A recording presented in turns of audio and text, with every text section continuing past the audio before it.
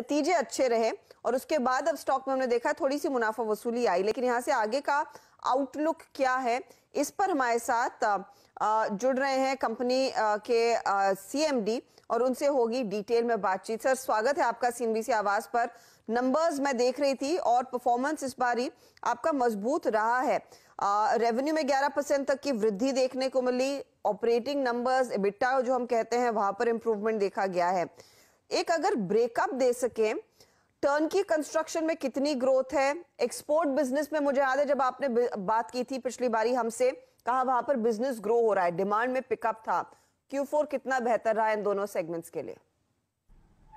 देखिए, Q4 एक overall मैं कहूंगा बहुत सेटिस्फैक्टरी क्वार्टर रहा, जिसमें हमने सिर्फ last year on year basis पे भी ग्रोथ की और जो प्रीवियस क्वार्टर था उसके ऊपर तो करीब 40% की ग्रोथ आई।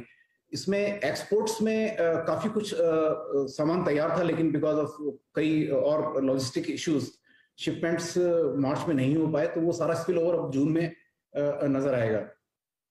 जो ऑर्डर बुक की बात है, टर्नकी का ऑर्डर अभी 2216 करोड़ का हमारे पास है और एक्सपोर्ट ऑर्डर्स जो अभी अनडिलीवर्ड है 1333 करोड़ के हैं। और ये प्लान है कि ये सभी एक्सपोर्ट्स इस मार्च तक शिपमेंट हो जाएंगे, तो यही एक अपने आप में एक सिग्निफिकेंट कंट्रीब्यूटर रहेगा FY22 के लिए। और नए जो ऑर्डर्स इस समय इंक्वायरीज आ रही हैं, उसमें किस तरह की विजिबिलिटी है इंटरनेशनल बिजनेस को लेकर? देखिए, एक बहुत स्पेसिफिक कोई इसके ऊपर कमेंट मैं अभी नहीं कर सकता, बिकॉज ये जब तक कोई ऑर्डर हाथ में ना हो उसके बारे में मतलब समझ के मैं हिंट दे सकता हूँ। बट इतना जरूर कहूंगा कि यस, कई कंट्रीज जो रोलिंग स्टॉक खरीदना चाह रहे थे वो इंतजार कर रहे थे कि थोड़ी नॉर्मल सी आए तब ऑर्डर्स प्लेस करेंगे। तो मुझे ऐसा लगता है जैसे ही ओपन अप होगा, कुछ ऑर्डर्स पाइपलाइन में हैं जिसके लिए हम लोग तैयार करेंगे अपने आप को। और जो हमने केप गेज की ऑफरिंग प्रोडक्ट्स की बनाई है, उसके बारे में भी काफी इंटरेस्ट मार्केट में नजर आ रहा है।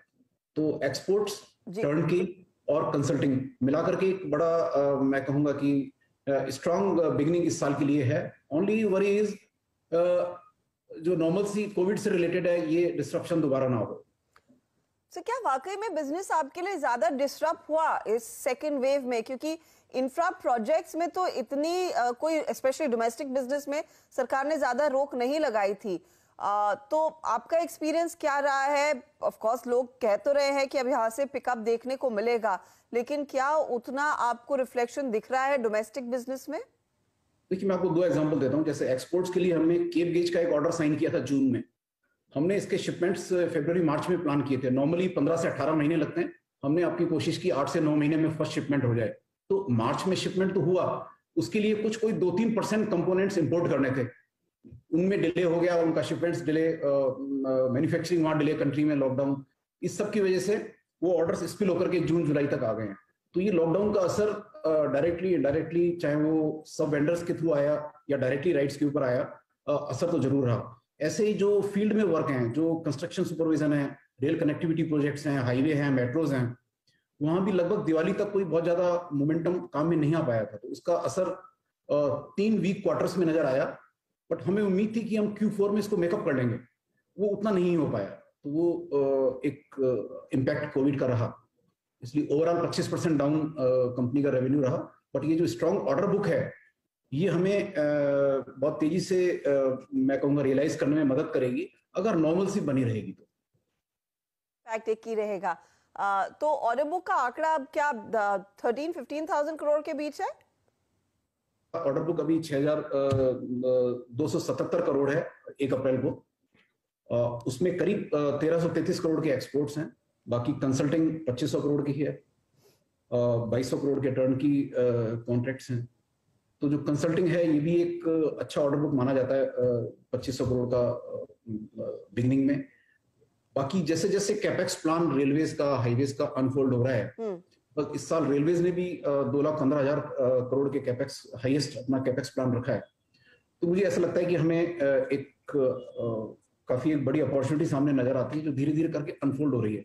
हमने जैसे अभी पिछले हफ्ते बिडिंग हुई नए इलेक्ट्रिफिकेशन प्रोजेक्ट्स की, तो हम उसमें L1 इमर्ज हुए फॉर 1700 करोड़, जो मैंने इस ऑर्डर बुक में भी इंक्लूड नहीं किया है। ओके।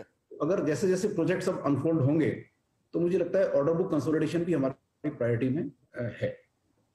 तो ऑर्डर्स इंप्रूव होने के चांसेस हैं, लेकिन ऑफ कोर्स Q4 से काफी बिजनेस Q1 में स्पिल होता हुआ दिखाई दिया है लॉकडाउन के चलते। होपफुली वो एक्चुअल बिजनेस Q1 में भी आपके लिए पिकअप जरूर करेगा। बहुत बहुत शुक्रिया मेहरोत्रा साहब, always a pleasure speaking to you.